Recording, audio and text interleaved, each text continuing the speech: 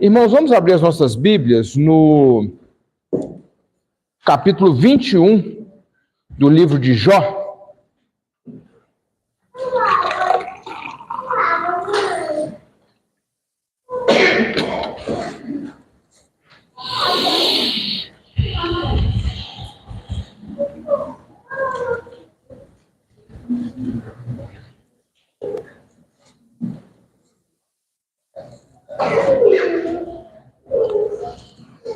Jó, capítulo 21. A nossa porção para iniciar, irmãos, é só o versículo 22. Jó, capítulo 21, verso 22. Acaso alguém ensinará ciência a Deus? A ele que julga os que estão nos céus? Feche seus olhos, ore ao Senhor, peça ao Senhor para falar contigo e te direcionar em todas as coisas conforme a vontade dele.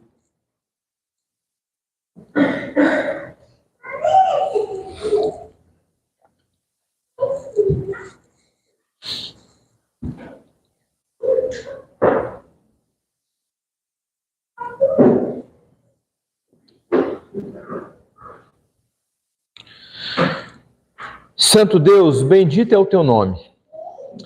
Nós estamos aqui reunidos como seu povo, a sua igreja, Pai. Nós já reconhecemos e confessamos que só o Senhor é Deus e o Senhor faz para ti um povo, para a tua glória.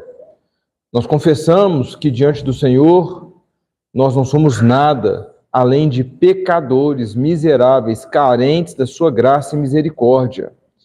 Tendo sido alcançados, nós prestamos ações de graças ao Senhor. Te louvamos, bendizemos com alegria, porque se não fosse o Senhor, ai de nós. Tendo confessado, nós dizemos naquilo que cremos. E agora nós queremos, nós precisamos ouvir a tua palavra e ser direcionados pelo Senhor para a glória do teu santo nome, para que possamos viver nessa terra conforme te agrada.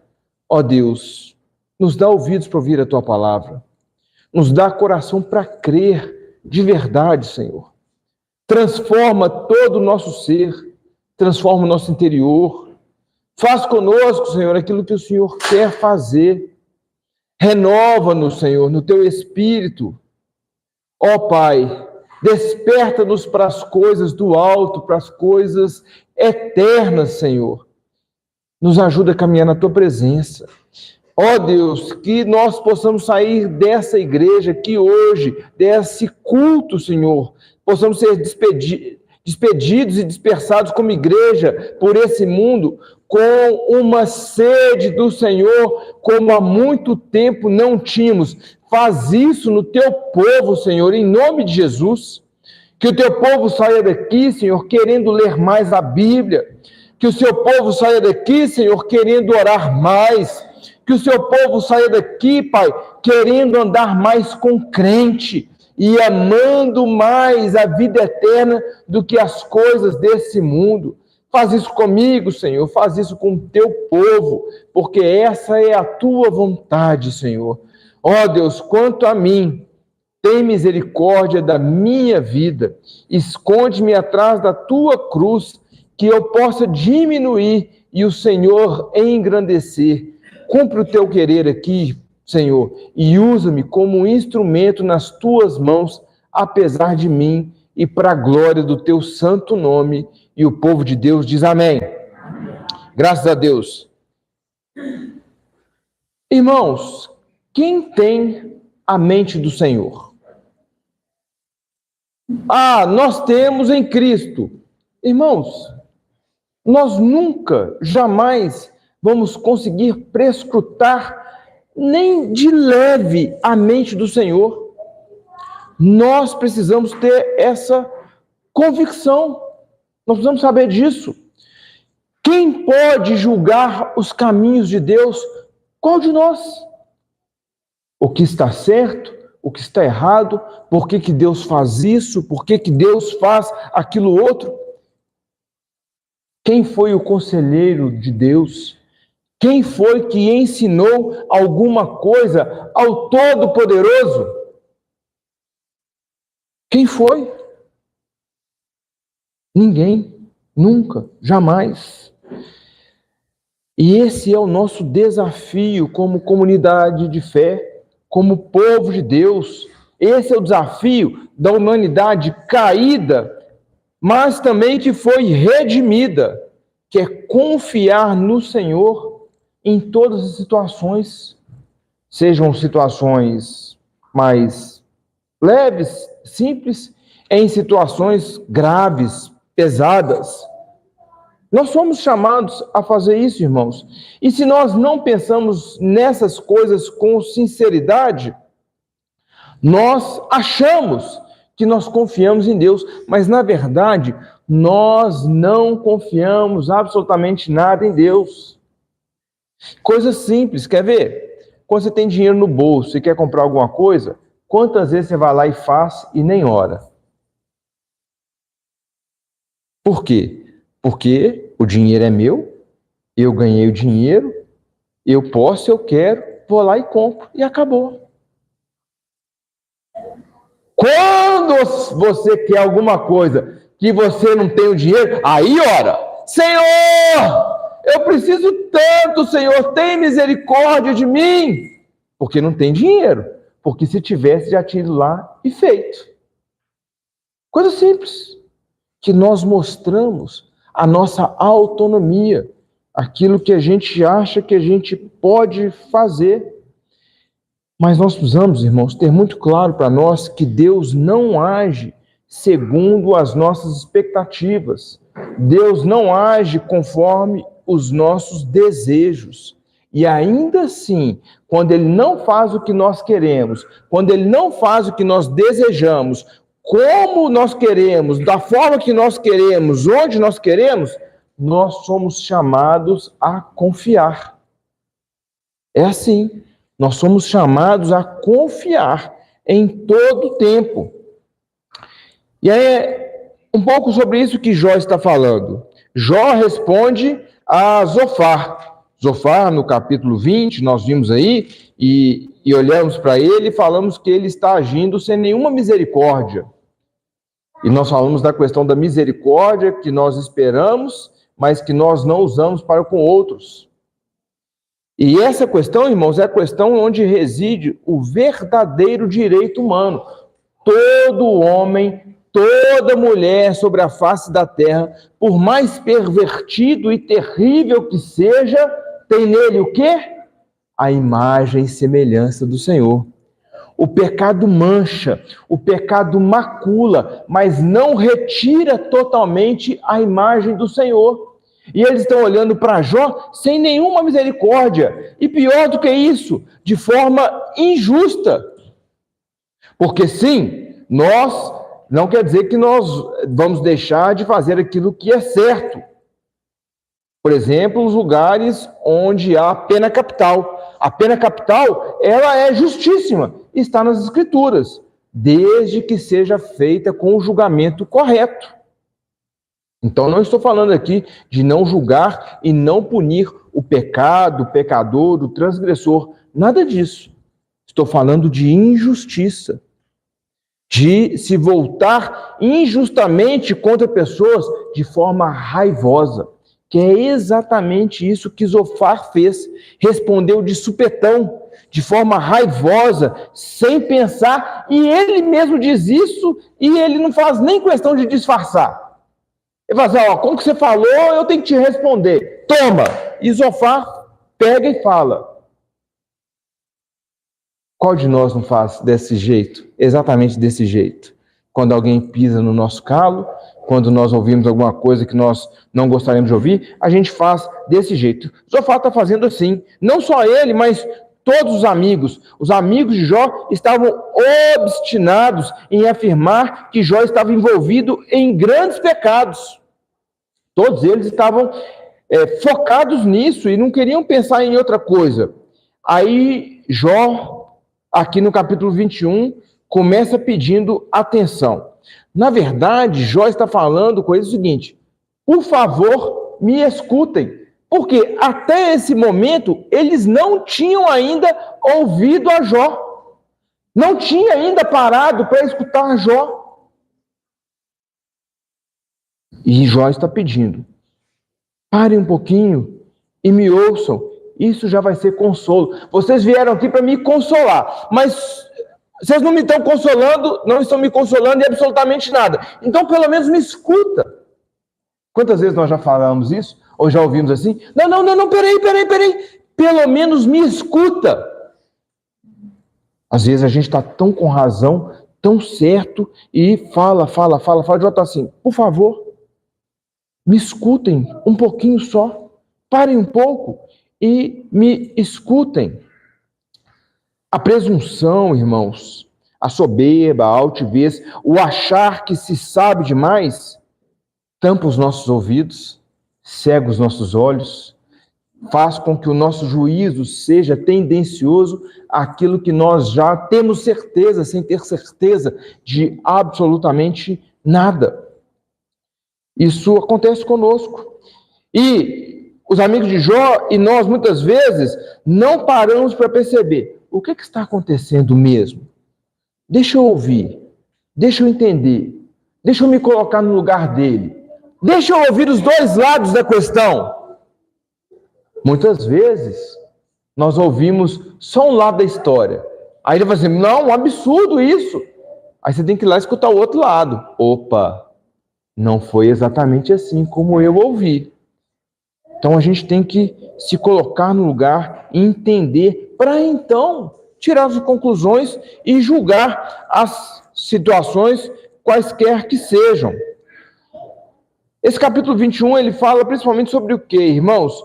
Sobre a simplificar a ação de Deus sobre a terra. Moldar a forma de Deus agir conforme nós queremos que Ele haja, conforme nós pensamos que Ele deve agir. Os crentes não podem ceder, os crentes não podem cair nessa tentação. É assim que Deus tem que fazer, é assim que Deus tem que fazer. Deus deveria ter feito dessa forma, deveria ter agido assim. De maneira nenhuma, irmãos. Isso é pecaminoso, nós não podemos pensar dessa forma. Reduzir Deus de forma como Deus ele se torna um servo nosso para agir conforme as nossas expectativas ou desejos. Então nós não podemos ceder a essa tentação, nós devemos vigiar para que nós não reduzamos a ação de Deus àquilo que nós esperamos, aquilo que nós criamos uma expectativa. E uma das nossas expectativas é que, como crentes, a gente nunca passe por problema. Ô coitado, ô coitada. Irmãos, eu já prego sobre dor, sofrimento, decepção à vontade. Caindo em Jó, tem material aqui para eu trabalhar de montão. O crente, ao longo da vida, algumas vezes, ele é sim tomado de pavor, tomado de terror. E hoje em dia, nós vivemos numa sociedade que tem tantos recursos e tão confortável que nem precisa muito para a gente ficar abalado. Não é verdade? Não precisa nem de muita coisa para a gente ficar abalado, porque nós somos a sociedade do conforto. Então a gente pode sim ficar perplexo diante de coisas, às vezes pequenas, às vezes grandes, mas a gente fica. Alguém lê para mim o versículo 4 e 5 do capítulo 21 de Jó, por favor. Acaso é do homem pelo queixo? Eu tenho motivo de me apacentar? Olhai para mim e pasmai, e põe a mão sobre a boca. O crente, ele pode ser tomado de terror, sim. E era exatamente esse o estado de Jó. Ele estava tomado de terror. Jó pede para eles ouvirem: me escuta. Se vocês me ouvirem, se vocês me escutarem, eu já estarei satisfeito. E aí ele pede, o que ele está querendo é que os amigos olhem para ele. ouçam atentamente, orem, analisem e depois avaliem com detalhes o que estava acontecendo para então emitir juízo. Só que os amigos de Jó não fizeram isso. O versículo 3 diz que a única coisa que eles fazem é zombar. Não zombar rindo, debochando. É outra zombaria. Talvez uma zombaria pior. Estão zombando dele como um ímpio, um homem justo, zombando, falando mentiras sobre ele. E Jó, então, ele coloca diante dele esse versículo. O versículo 4, que nós lemos aí. A palavra queixa aqui, irmãos, ela, no sentido original, no contexto, ela é muito mais pesada, tem a ver com reflexão, meditação, lamento. Ele está falando o seguinte: não é diante do homem que eu estou meditando sobre tudo que está acontecendo comigo. Não é para com o homem que eu estou aqui refletindo tudo que está acontecendo. Não é para com o homem que eu estou lamentando a minha dor e a minha perda. Por que Jó não apresenta o seu lamento aos homens, mas apresenta a Deus? Porque os homens não podem, na verdade, fazer muitas coisas por nós, irmãos. Essa é a verdade.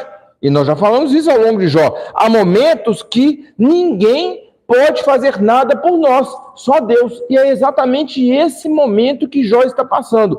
Homens não podem fazer nada por ele. Os amigos poderiam se compadecer. Isso eles poderiam. Eles poderiam consolar. Isso eles poderiam. Mas nem isso eles estavam fazendo. E aí, Jó põe então o lamento dele, o lamento sincero diante dele, diante de Deus, e fala com eles: não é a vocês.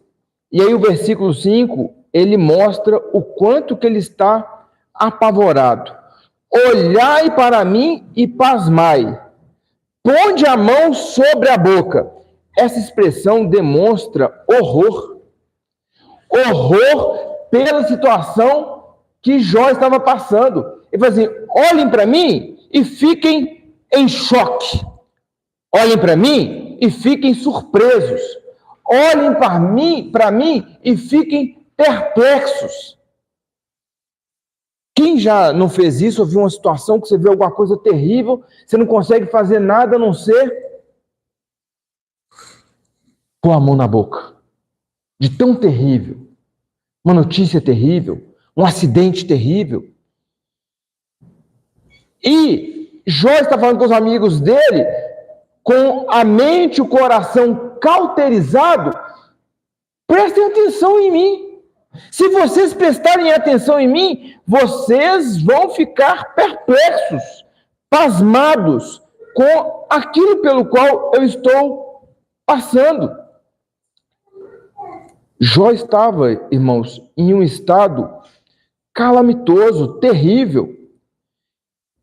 E o que Jó está mostrando aqui mais uma vez? Que apesar de coisas perplexas e terríveis que estavam acontecendo com ele, ele continuava crendo em Deus. O meu lamento eu coloco diante do Senhor. A minha fé, apesar do tamanho da minha perturbação, está no meu Senhor. A fé que o Deus de toda glória, irmãos, a fé que o Todo-Poderoso nos dá, e essa fé não é nossa, ela é dom de Deus. Nós não tínhamos fé, aí Ele escolhe nos dar a fé, e essa fé que Ele nos dá é uma fé que possibilita nós passarmos por grandes e terríveis situações nessa terra e permanecer firme nele.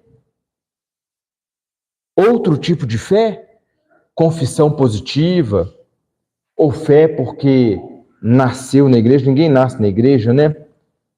Mas as pessoas que são desde muito novas, que caminham, então aquela fé que se acostuma, se aprende com a família, só desse evento social, ela não suporta esses problemas e essas perturbações. Aquela fé superficial é como Jesus diz, que é como a semente que cai no meio de abrolhos, mas de repente ela é sufocada. Que sufoco é esse? As situações, as coisas que acontecem no dia a dia. Então logo dá as costas e fala, não, isso não é para mim não. Mas a fé no Senhor continua olhando para Ele e seguindo, apesar de qualquer coisa. Esse era o estado de Jó. E Jó continuava firme. Nós precisamos nos lembrar disso. Nós precisamos que a fé que Deus dá é uma fé que nos possibilita a nos agarrar a Ele e ficar firmes com Ele. Essa é a fé que o Senhor nos dá.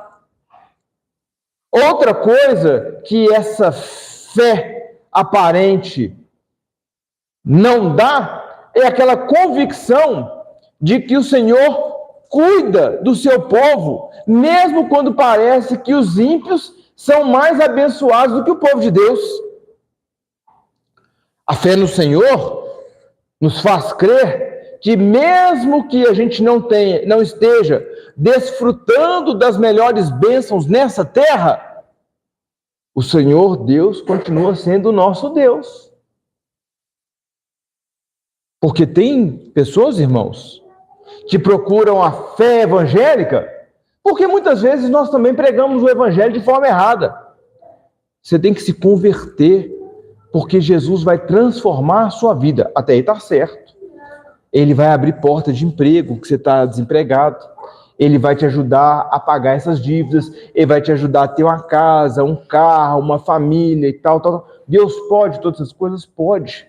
Mas qual de nós pode prometer essas coisas com certeza absoluta que vai acontecer? Nenhum de nós pode prometer isso. Então, muitas vezes, nós pregamos o evangelho ao longo da nossa vida, sim. Vai para Jesus que tudo vai melhorar. Pergunta para Paulo. Hoje não, né? Na glória, se a gente vê a oportunidade, né? Se a vida de Paulo, o apóstolo Paulo, melhorou do ponto de vista terreno depois que ele foi chamado pelo Senhor. Melhorou do ponto de vista eterno, das bênçãos eternas, mas não do ponto de vista terreno. Perseguições, açoites, prisões e pena capital, irmãos. A vida de Paulo, do ponto de vista terreno, ela não melhorou, ela piorou. Então, a fé que nós recebemos do Senhor nos ajuda a manter firmes diante da aparente prosperidade dos ímpios. Alguém lê para mim do versículo 13 ao 15. Façam eles os seus dias de prosperidade e em paz descem a sepultura. E são estes os que disseram ao Deus, e diante de nós, não desejamos conhecer os teus caminhos, que é o Todo-Poderoso, para que nós nos servamos, e que nos aproveitará que ele façamos orações? Olha só, irmãos, muitos homens falam exatamente dessa forma. Eles são prósperos. Aparentemente não tem falta de nada do ponto de vista terreno. Tem grandes provisões, tem tudo que querem. E aí eles zombam de Deus. Quem são esses que falam de Deus para nós? Ah, são os crentes. Não. Para longe de mim. Não quero saber de crente, não. Povo chato. Para longe de mim. Não desejamos conhecer os caminhos desse Deus de vocês, eu não preciso. Quem que é esse Todo-Poderoso? Todo-Poderoso para quê? Para que eu preciso de um Salvador? Por que eu preciso servir a um Deus? Eu tenho tudo que eu quero, tudo que eu preciso. Eu não preciso dos caminhos dele. Eu tenho meus próprios caminhos. Assim diz o ímpio, o soberbo, achando que ele é próspero, mas essa prosperidade, ela é apenas aparente. Preparando para esse sermão, irmãos, eu li uma história de um pastor e um diácono. teve um homem, esteve na congregação deles, na igreja deles, e aí eles falaram assim, não, nós vamos te visitar com o intuito de pregar o evangelho, e aquele irmão e a sua família, aquele homem, né, não era irmão ainda, aquele homem com sua família se juntar à igreja. Então eles pegaram o endereço e estão indo, nos Estados Unidos, esqueci o lugar.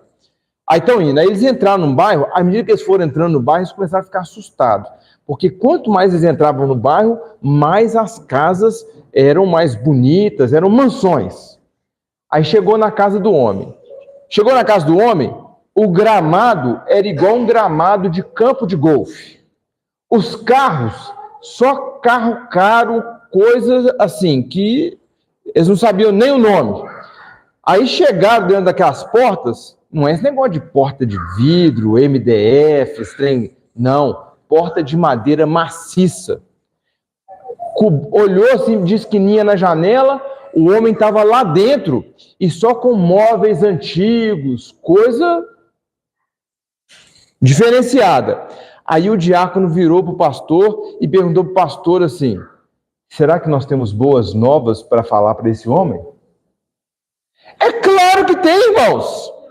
É claro que tem. Ele falou, brincando, na dúvida ou de forma irônica, será que nós vamos ter boas novas para esse homem? Claro que tem. Claro que tem. Por quê? O tesouro do céu é diferente do que de qualquer outra coisa que há nessa terra. Todo o dinheiro desse mundo não pode resolver o maior problema do homem. Qual que é ele? A morte eterna. Nos pecados e delitos. Não há dinheiro no mundo, irmãos, que pague o nosso resgate. Não há dinheiro no mundo. E eu não sei da história, porque o livro que eu li só contou esse pedacinho da história e depois... Mas a riqueza desse mundo, que tanto chama a nossa atenção, ela é aparente. A prosperidade dos ímpios, ela é aparente, ela é temporal, não tem nada do verdadeiro tesouro em absoluto. É aparente por quê? Porque não resolve o problema do homem, como eu já disse. Não resolve. Não resolve. Em absoluto não resolve. É temporal por quê? Caixão não tem gaveta. Não adianta. Não vai levar junto. Em absoluto. É temporal por quê? Porque no céu não entra aquilo que a traça come e que o ladrão pode roubar. E quantos de nós, irmãos, estão desejando o tesouro aparente desse mundo? Estamos desgastando? Eu conheço crentes sinceramente tristes porque não prosperam financeiramente nessa terra. E eu não estou falando de gente preguiçosa, não. Eu estou falando de gente que trabalha, gente que se dedica. Irmãos, há 200 ou 300 anos atrás, nem os reis, nem a nobreza tinham o conforto que você tem. Você sabia disso? Há 200, 300 anos atrás, a cama e o colchão que você tem é dos mais macios que se tinha há 200, 300 anos atrás. A comida que você come, o risco de você passar mal é muito menor. Você tem geladeira em casa, você tem água filtrada em casa, você tem energia elétrica, você tem água quente no chuveiro. Quem tomou banho antes de vir para a igreja, tomou banho nesse friozinho que começou, no chuveiro com água quentinha. Quem não tomou antes de vir, eu espero que vai tomar na hora que chegar em casa. Irmãos, a maioria veio de carro, veio de Uber, ou veio de carona. Irmãos, quem tinha 200, 300 anos atrás uma carruagem era nobreza. Só que o nosso apetite quer sempre mais. E aí a gente começa a sonhar com lancha, jet ski, avião. o desejo pelas coisas desse mundo, irmãos, nos afastam do Senhor. E aí, embora a gente seja reformado, confessional, presbiteriano, tem um bichinho que pica a gente e vira e mexe, a gente diz o seguinte, que crente tem que ser próspero nessa terra. Aí a gente pensa igualzinho os amigos de Jó. Igualzinho. Crente tem que ser próspero. Se o crente passa por luta, se o crente passa por dificuldade, se o crente fica doente, ele não é crente. Pessoal, a turma aí do Verbo da Vida, do Instituto Rema, da Lagoinha, é assim que pensa, viu? Isso não acabou, não. Vai mudando, vai sendo repaginado. Que crente não pode ficar doente? Ué, como assim? O inverno chegando aí, um resfriadinho não pode também, não? Então, irmãos, nós precisamos ter cuidado com isso. E o contrário também é verdade, que o ímpio sempre vai de mal a pior, e ele já é julgado aqui, que ele já sofre as dores e as penas de não servir a Deus nessa terra. Isso também não é verdade. E Jó começa a mostrar isso. Esse engano, essa simplificação da mente do Senhor. Jó novamente está quebrando essas coisas. No versículo 7, a gente caminhando aí, a partir do versículo 7, o que ele diz dos ímpios? Que eles envelhecem e vão ficando cada vez mais poderosos. Igualzinho no nosso tempo. Há muitos ímpios aí que estão vivendo muito e cada vez estão se tornando mais poderosos.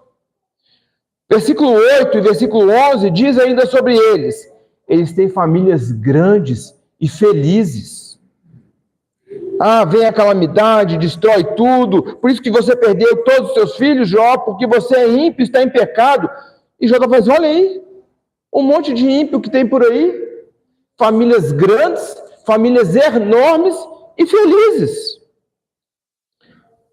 Versículo 9. Os lares deles têm paz, é guardado em paz. Não chamou aqueles salteadores para ir na propriedade deles, como foi de Jó. E Jó fala, olha aí, a paz. Deus não os fustiga. Não se evidencia a vara de Deus. Irmãos, eu até indiquei ontem um livro do Flávio, John Flávio. Ele escreve um livro sobre luto para um amigo dele que perdeu o único filho, enquanto ele ainda estava se recuperando do luto de ter perdido o único filho. E o que John Flávio diz? Deus visitou o meu lar com vara. Deus faz isso, irmãos. Mas ele não faz isso, muitas vezes, no lar dos ímpios. Muitas vezes Deus não faz isso no lar dos ímpios, mas no lar dos crentes, às vezes Deus visita com a vara. Por quê? Porque Ele nos ama. Versículo 10. As criações multiplicam. Irmãos, uma vez eu cismei, vou ter criação de Rottweiler. Tem um amigo, um grande amigo lá em Confins, que tem um canil, um homem abençoado, conhecido no Brasil inteiro. Aí eu comprei lá com ele 2 fêmeas, um cachorro macho, tudo cachorro alemão, filho de campeão, piriri, pororó, mas agora eu vou resolver a minha vida, eu vou ganhar dinheiro. Irmãos, eu gastei uma nota preta e deu uma cria aos cachorros. Depois não emprenhava, não dava cria, um negócio todo.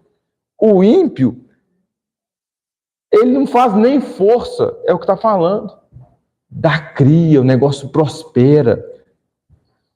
Versículo 12, nada temem, estão sempre alegres em festa. Versículo 13, vivem bem e morrem em paz. Jó está contradizendo os amigos. Ah, vocês falam que o ímpio, porque eu sou ímpio, eu estou sofrendo? Olha aí o tanto de ímpio que é totalmente diferente disso que vocês estão dizendo.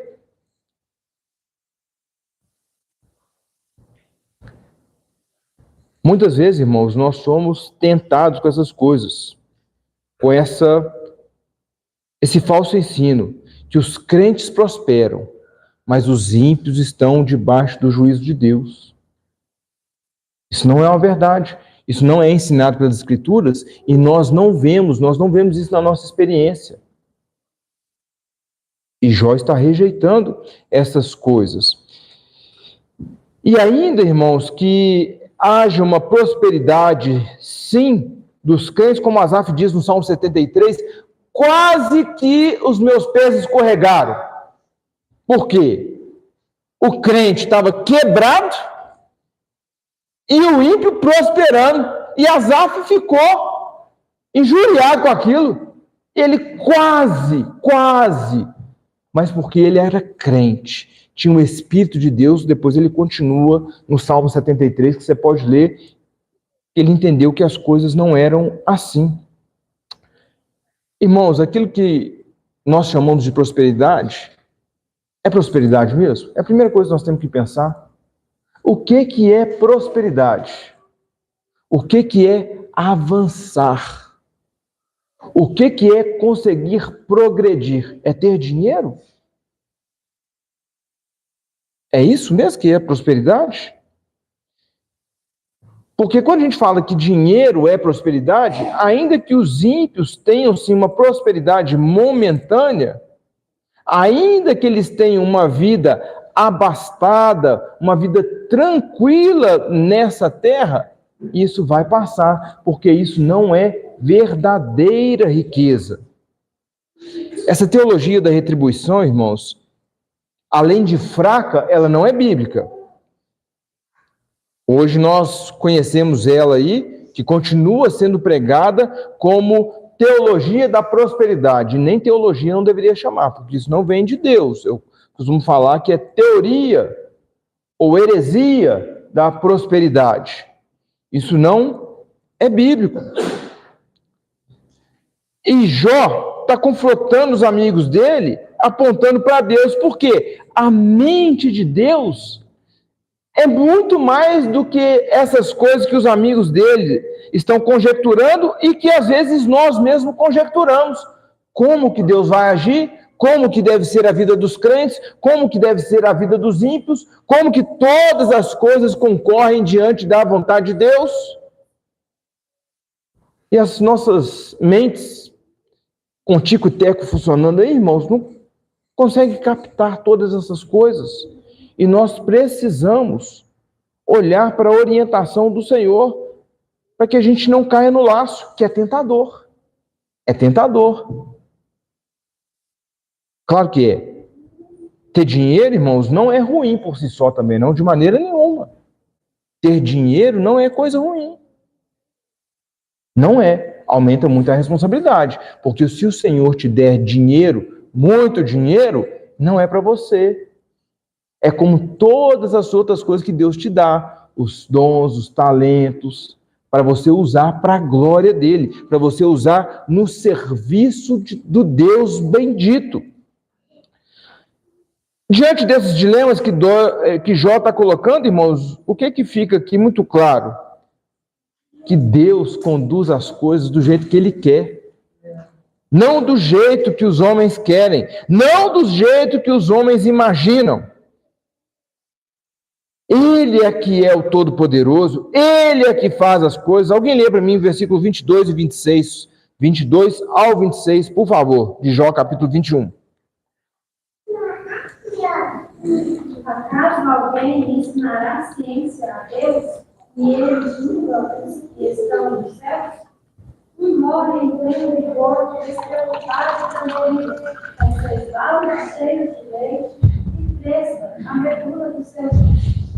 Outro, ao contrário, morre na amargura do seu coração, não abrindo o provável do bem. Juntamente, jazem no fogo, onde os vermes os cobrem.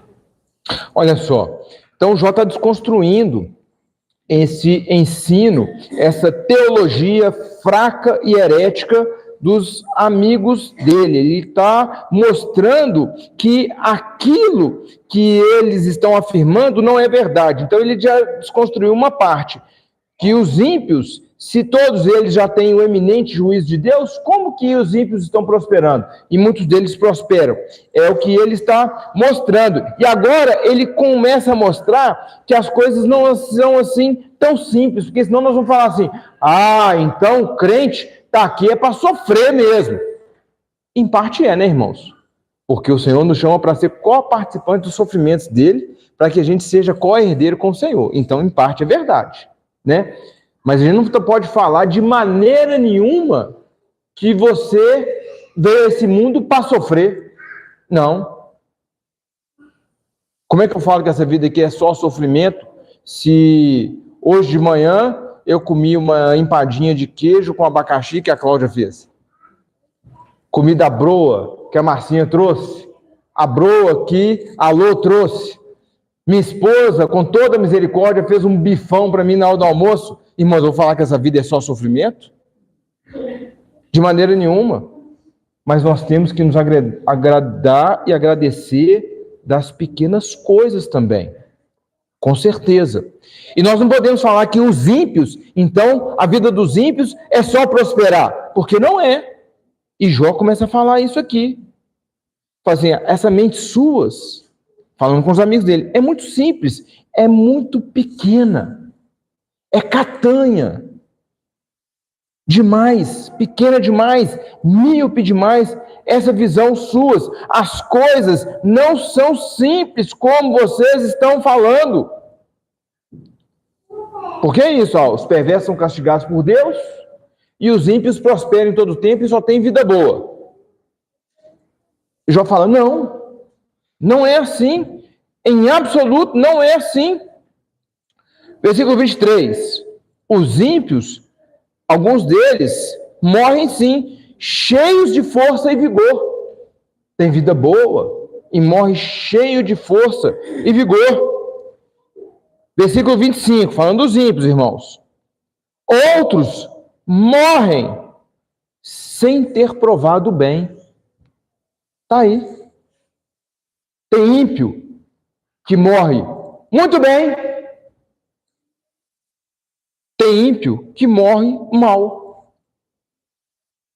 E aí Jó diz aí no versículo 26, tanto que prospera quanto que não prospera foram enterrados lado a lado. O verme comeu a carne de ambos. O fim é o mesmo do ímpio. Seja próspero do ponto de vista dos tesouros terrenos, ou seja miserável do ponto de vista dos tesouros terrenos. Um morre bem, um vive bem e morre bem, um vive mal, morre mal, todos dois são deitados lado a lado no cemitério. E todos dois têm os corpos comidos de verme. E aí, com essa visão de que acabou, não tem esperança. O ímpio vai até ali. Mas nós sabemos que o fim do ímpio é pior do que o começo. Sempre, sempre. Nós sabemos disso. E aí Jó, ele instiga esses amigos dele, antes dele colocar essa comparação, ele diz aí no versículo 22, quem ensinou ao Senhor? Quem foi o conselheiro do Todo-Poderoso? Quem foi? A vontade, irmãos, e os caminhos de Deus são muito mais altos que os nossos. Muito mais. Abra comigo Isaías, capítulo 40, verso 13 ao 15.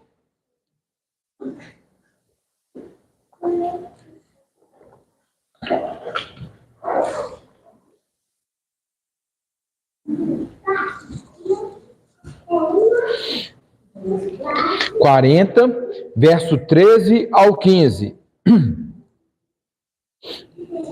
Quem encontrou pode ler, por favor. Quem tirou o Espírito do Senhor? ou como seu conselheiro o ensinou? Com quem tomou ele conselho para que lhe desse compreensão? Quem o instruiu na verdade do juízo e lhe ensinou sabedoria e mostrou o caminho de entendimento? Eis que as nações são consideradas por ele como um pingo que cai em volta, como um grão de pó na balança. As ilhas são como um pó fino que se levanta. Irmãos, diante de um texto desse, nós temos que dobrar o joelho e dizer: Deus tem misericórdia da minha vida. Porque quantas vezes eu quis te ensinar o que fazer, quantas vezes eu quis falar com o Senhor como o Senhor teria que conduzir as coisas da minha vida. Isso, irmãos, nos confronta muito. Quem guiou o Espírito do Senhor? Quem foi o conselheiro? Quem ensinou a Deus? Quem deu a Deus toda essa sabedoria? Quem o conduziu nas veredas? Esse entendimento, quem deu? As nações são como um pingo que cai, nada. As nações são como um grão de pó na balança. Aqui é porque não deveria ter ainda o vocabulário, mas ele deveria ter falado assim: são como um átomo, uma molécula. As ilhas, os continentes, são como pó fino que bate o vento e levanta. Não são absolutamente nada diante do Senhor. A providência, irmãos, o governo, nós estudamos um pouco sobre isso essa manhã, e no Senhor não há coincidências, então foi um preâmbulo, um aquecimento, foi o Senhor já conduzindo na escola bíblica aqui pela manhã, para que a gente aprofundasse aqui nesse texto. A providência, o governo de Deus é muito mais complexo do que os amigos de Jó imaginavam, e nós também, por vezes, imaginamos e definimos. E nós devemos ter isso claro para conosco. Nós devemos entender isso assim. Há muitas coisas que vão além da nossa capacidade de entendimento.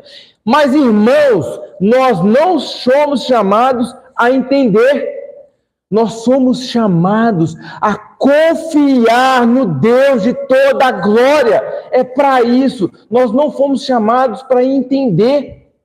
Não, o Senhor não quer que você entenda Ele. E tem muitas coisas que nós não vamos entender. Nós somos chamados a confiar. Nós somos chamados a descansar, mesmo que a gente não esteja entendendo absolutamente nada. Aí você vai mostrar que a sua fé é a fé verdadeira que o Senhor te deu, ainda que ela oscile, irmãos. Eu tenho que dizer isso também.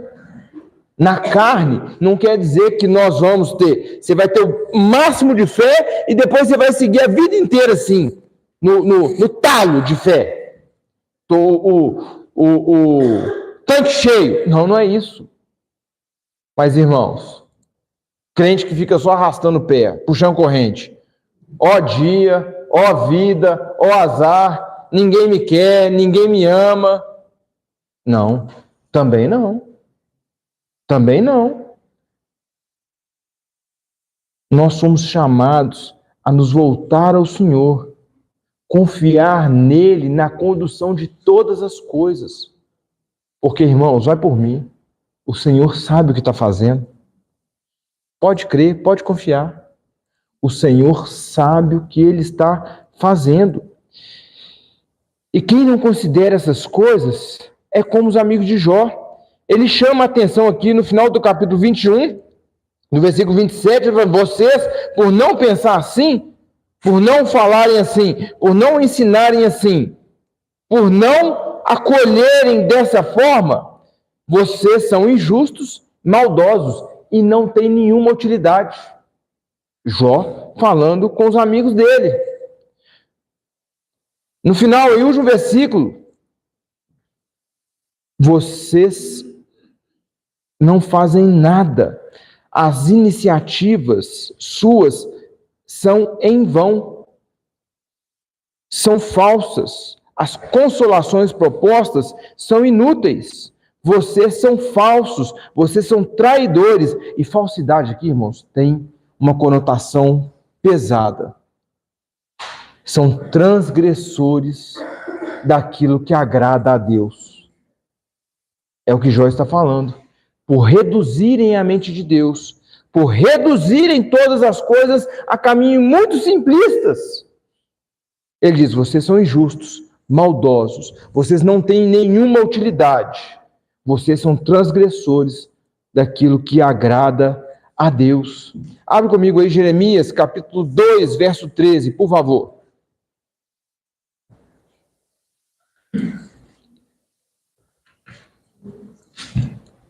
Jeremias 2, 13. Quem encontrou pode ler, por favor. Porque dois magos correram na torre, deixaram, anunciaram as filhas e cavaram cisternas prontas, que não detêm as águas. A fé, irmãos, não é um salto no escuro. Um filósofo alemão, que eu acho que era até filho de pastor presbiteriano ou luterano, aí eu não lembro mais. Ele falava do salto na fé. Que a fé é você dar um salto, sem saber se vai ter alguma coisa lá para te sustentar ou não. A fé não é isso, irmãos. Algumas vezes, irmãos crentes, pastores, dão exemplo de coisa mais simples. Por exemplo, a fé é como se você fosse sentar na cadeira, mas você não sabe se a cadeira vai te sustentar, você simplesmente vai lá e senta. Não. A fé, ela é uma construção que ela é racional. Ela não é irracional. A razão serve à fé. Então, quando eu leio as Escrituras, eu sou chamado a confiar no Senhor, não cegamente. Porque eu vejo na Bíblia Ele guardando, Ele sustentando, Ele criando, Ele conduzindo todas as coisas. E Ele põe fé no meu coração, no seu coração, que nós lemos assim, eu creio. E a gente só pode falar isso porque na hora que a gente lê, a gente apreende, a gente consegue captar essas coisas. Então não é a fé na fé, uma confissão positiva, não. Eu entendo, eu entendi, e tendo entendido, eu falo com convicção, eu creio. Entender o quê? Como Deus conduz as coisas. Não como Deus pensa, como Deus faz, mas que Deus está sustentando o seu povo das formas mais inusitadas. E quando a gente não confia, o que Jeremias está falando? Nós pecamos duas vezes. Quando a gente não confia, a gente peca duas vezes. Uma, a gente põe Deus de lado. Eu não creio, Deus, Ele não consegue fazer, Deus não vai fazer. Eu ponho Deus de lado. A gente considera que os caminhos, a direção, a vontade de Deus não são boas. Aí a gente peca. 2 males cometeu o meu povo, a mim me deixaram.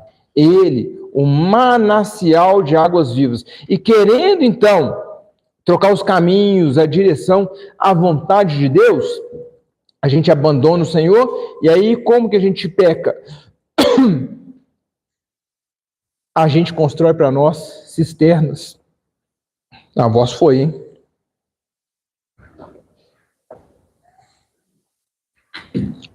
A gente constrói para nós cisternas rachadas que não retém água. Então, a gente, além de abandonar o Senhor, nós falamos que nós, por nós mesmos, podemos e conseguimos fazer aquilo que nós precisamos. Assim a gente peca duas vezes, irmãos. afastamos o Senhor e consideramos que o nosso caminho, o nosso entendimento, a nossa vontade e a nossa teologia são a melhor opção. Concluindo, irmãos, o homem, ele se acha muito sábio. Nós achamos que temos todas as respostas. Achamos que sabemos tudo. Achamos que somos os melhores em muitas coisas. Achamos que a nossa teologia, o nosso entendimento é o melhor. Nem que fosse, viu, irmãos? A gente deveria demonstrar humildade e se submeter à mão de Deus. Porque, irmãos, quando a gente fica com esse coração altivo e soberbo, nós demonstramos, irmãos, o quão errado nós estamos na verdade. E aí nós precisamos voltar a Deus para buscar entendimento da vontade dele. E a vontade dele é que nós nos submetamos, ainda que nós não entendamos absolutamente nada. Nós temos que nos colocar debaixo da vontade dele, seja da vontade geral, para a igreja, para o mundo, para as nações, ou a vontade particular para nós. O que Deus quer das nossas vidas? Como que Deus vai nos conduzir daqui até o fim? Quantas vezes o Senhor ainda vai mudar a nossa rota? Tirando as crianças, a maioria nem nasceu em Lagoa Santa. Como é que vocês vieram parar aqui?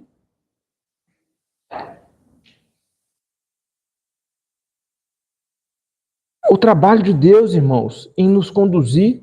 Então nós temos que simplesmente nos submeter, porque muitas coisas nós não vamos entender. Mas a vontade geral é, onde que nós estivermos, nós devemos glorificar Ele. Nós devemos proclamar o Evangelho. Nós devemos ser bons vizinhos, bons funcionários, bons patrões. Isso é o geral. Agora, como que Ele vai nos conduzir a partir de amanhã? Isso cabe ao Senhor. Muitas vezes nós não vamos entender, mas mesmo que nós não entendamos, cabe a nós apenas o dizer amém. Seja feita a vontade do Senhor. Muitas vezes, irmãos, como foi com Abrão, sai daí, vai para o lugar que eu vou te mostrar. E ele foi, irmãos. É claro que o Senhor o converteu, o Senhor transformou o coração dele, o Senhor deu a direção e ele foi. Mas nós não somos crentes, nós já temos essas coisas. E aí, mesmo que a gente não esteja entendendo nada, nós devemos dizer o amém. E o principal, irmãos, em tudo, como Jó está aqui, perplexo, em tudo aquilo que pode nos deixar perplexo, confusos, sem resposta, porque tem coisas que fazem isso conosco. Tem coisas que nos deixam perplexos. Tem coisa, irmãos, que deixa o crente confuso. Tem coisa que deixa o crente, sim, sem resposta. Em todas essas, nós devemos o quê? Nos agarrar, buscar ao Senhor Jesus, porque Jesus é poder e sabedoria de Deus. Os homens aqui se achavam sábios. E Jó está falando com ele, não, vocês se acham sábios, mas não são sábios. Quem é sábio? Quem é a sabedoria de Deus? Provérbios 8, Cristo Jesus, nosso Senhor. Ele é poder e sabedoria de Deus. Em Colossenses 2,3 diz, Cristo é aquele em quem todos os tesouros da sabedoria e do conhecimento estão ocultos. Está tudo nele. Alguns ele nos deu a saber, muitos outros não. Aí nós nos agarramos a ele. Porque assim, momentos difíceis nessa vida, para uns mais, irmãos, para outros menos. Mas, qual que é o fim para todo crente? João 10:10. O ladrão é quem? É Satanás. É o falso profeta, é o herege, é o mentiroso, é o traidor das verdades do Senhor. Todos esses. Ele veio para quê? E aqui no contexto, Jesus está falando justamente sobre os falsos religiosos. O ladrão aqui são os fariseus que estão enganando aqueles que querem buscar o Senhor. Então, diz Jesus, o ladrão vem somente para roubar, matar e destruir. Eu quem? Jesus, veio para quê? Tenham vida e a tenham em abundância. Irmãos, a vida em abundância para o crente está disponível já nessa terra, assim que ele crê no Senhor Jesus. Mas, que abundância é essa? Bitcoin na carteira digital, dólares, euros. Não. A vida abundante é mais que isso, muito mais. É a esperança de que, apesar de nós, há para nós salvação. A vida abundante é crer que, além de todas as coisas maravilhosas que nós temos nessa terra, o Senhor tem algo muito melhor guardado para nós na eternidade. Irmãos, se nós conseguimos nos alegrar nessa terra, ter gratidão nessa terra, imagina no céu, imagina quando Deus restaurar todas as coisas. Essa esperança é que já nos faz ter vida abundante nessa terra.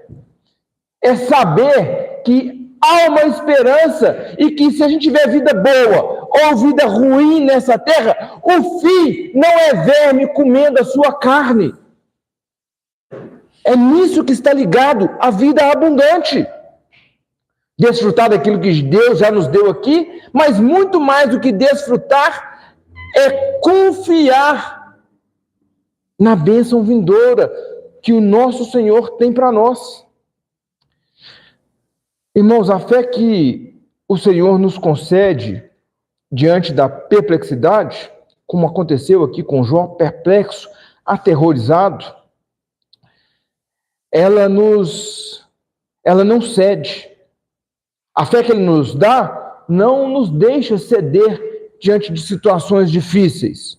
Ao contrário, ela nos mantém firme, ela nos sustenta crentes, até o dia em que Ele mostrará que valeu a pena confiar e confessar em Jesus como nosso bendito Salvador.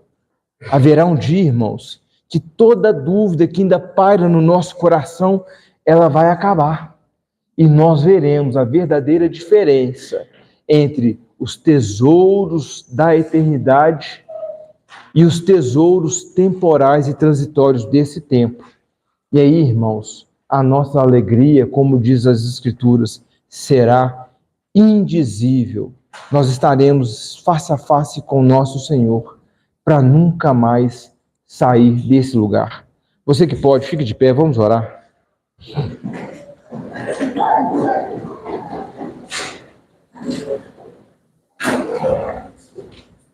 Santo Deus, guarda o nosso coração em Ti, ó Pai.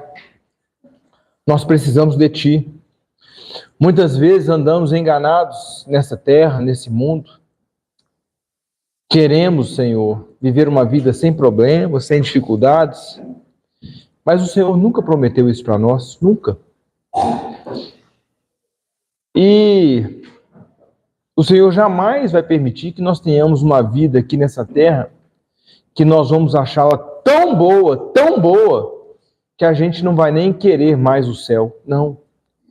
O Senhor toda hora traz para nós algum desafio para que nós nos lembremos que o céu não é aqui. E que, nos lembrando disso, Senhor, nós possamos perseverar, buscar sim entender a Tua vontade naquilo que nós devemos fazer e naquilo que o Senhor não nos revela, não nos dá entendimento, que nós possamos simplesmente confiar, nos apegar a Ti, na esperança, Pai, e na expectativa de que o Senhor é poderoso, é o Todo-Poderoso, e assim sendo, fará o melhor para nós, muito mais do que nós mesmos poderíamos fazer, muito mais do que qualquer outra pessoa poderia fazer. Guarda o nosso coração em Ti, ó Pai, é a nossa oração em nome de Jesus, e o povo de Deus diz amém.